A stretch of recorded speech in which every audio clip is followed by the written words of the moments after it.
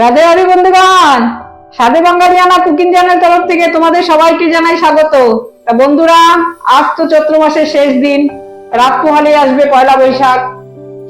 তা আমি তোমাদের সবাইকে আগাম জানাচ্ছি শুভ নববর্ষ। তোমরা সবাই নতুন বছরে ভালো থেকো, আনন্দে থেকো। তাহলে বন্ধুরা, আমিও আজ চৈত্র সংক্রান্তির একটা নতুন রেসিপি নিয়ে এসেছি। গিমা পাতা দিয়ে, পনির দিয়ে, ছোলার ডাল বেটে বড়া করে, আলু দিয়ে ডালনা। তাহলে চলো আমার উপকরণগুলো তোমাদেরকে আমি বুঝিয়ে দেই। আমি আজ কি করে রেসিপিটি তৈরি করলাম। আজ আমি ব্যবহার করছি পনির অল্প নিয়েছি, আলু কেটে রেখেছি ছোট করে, উপরে রেখেছি কাঁচা লঙ্কা চিড়ে, টমেটো কুচি রেখেছি, আর গিমা পাতা নিয়েছি। আর এদিকে নিয়েছি আমি ধনে পাতা কুচি। মশলার মধ্যে নিয়েছি আদা বাটা, কাঁচা লঙ্কা বাটা, ধনের গুঁড়ো আর জিরের গুঁড়ো, আর রেখেছি আমি ছোলার ডাল বেটে। তাহলে আমার রেসিপিটা শুরু করা যাক। প্রথমে আমি গিমা পাতাটাকে অন্য একটা পাত্রে উঠিয়ে নিলাম, অল্প একটু লবণ দিলাম, দিয়ে খুব ভালো করে কষলে নেব। সবাই তো তিতা খেতে ভালোবাসে না, তাই আমি তিতাটাকে লবণ দিয়ে কষলে বের করে দিলাম, আর এই যে রসটাও বের করে দিলাম। আর দেখুন বন্ধুরা, গিমা পাতাটা কতটুকু হয়ে গেল। এখন আমি ছোলার ডালে দিয়ে দিলাম বাটাতে।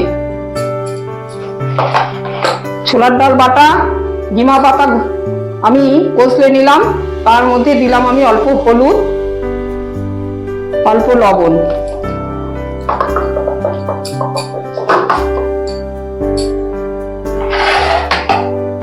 এখন আমি পনিরটাও দিয়ে দিলাম।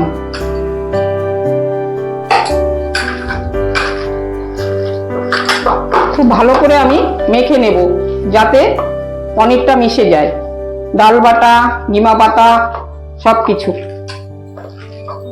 আমার মাখাটা কমপ্লিট হয়ে গেল। বন্ধুরা, আমি গ্যাস ধরিয়ে কড়াইটা বসিয়ে রেখেছিলাম। আমার কড়াইটাও তেতে গেছে, পরিমাণ মতন আমি তেল দিলাম, গ্যাসের হিটটাও বাড়িয়ে দিলাম। এখন আমি বড়া ভাজা শুরু করলাম, ডাল বাটা, পনির দিয়ে, গিমা পাতা দিয়ে। বন্ধুরা, বড়াটা আমি উল্টে দিলাম। আমি কিন্তু একদম নিরামিষ ভাবে করছি, আজ কিন্তু চৈত্র সংক্রান্তি। ছোলার ডাল ভিজিয়েছিলাম, ছোলার ডালের বড়াটা খুব ভালো হয়, তার জন্য আমি ছোলার ডালটাই ব্যবহার করি। তোমরা মটর ডালও ব্যবহার করতে পারো। দেখো বড়াগুলো কি সুন্দর টোপা টোপা হয়ে উঠেছে। বন্ধুরা, আমার বড়া ভাজাটা একদম কমপ্লিট হয়ে গেল। কে বলবে আমি গিমা পাতার বড়া ভেজেছি? দেখুন কি সুন্দর হয়েছে। আমার কড়াইয়ে তেল ছিলই বড়া ভাজার পর, আমি তাতেই রান্না করব, আর দেব না। মৌরি ফোড়ন দিলাম, তারপর আমি আলু, কাঁচা লঙ্কা চেরাগুলো ছেড়ে দিলাম। আলুটাকে আমি খুব ভালো মতন ভেজে নেব। আমার আলুটা ভাজা হয়ে গেল। এরপর আমি দিলাম হলুদ, তারপর আমি ছেড়ে দিলাম মশলাগুলো, জিরে বাটা, ধনে বাটা, কাঁচা লঙ্কা বাটা আর আদা বাটা। বন্ধুরা, মনে করে তিতাতে কখনো ঝাল দেবে না। আমি মাত্র দুটো লঙ্কা বেটে দিয়েছি আর দুটো লঙ্কা ছিঁড়ে দিয়েছি। এখন ছেড়ে দিলাম আমি টমেটো কুচিগুলো। স্বাদ অনুসারে লবণ দিলাম,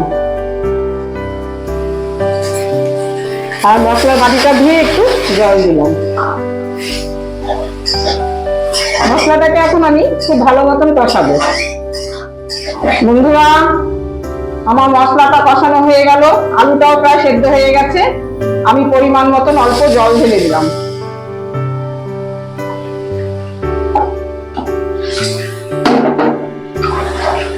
ঝোলটা ফুটে গেছে। এবার আমি বড়াগুলো ছেড়ে দিলাম।